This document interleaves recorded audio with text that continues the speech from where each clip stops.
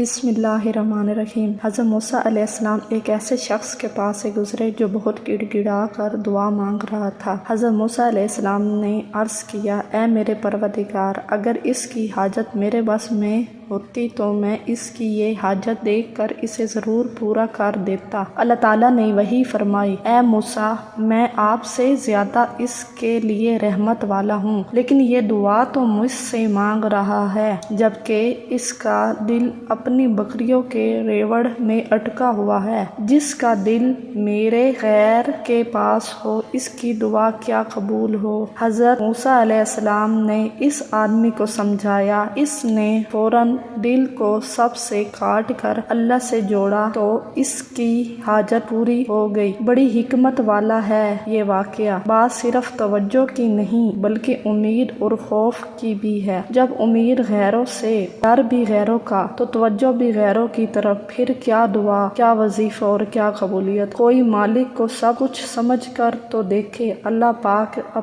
ہمیں معرفت نصیب فرمائے۔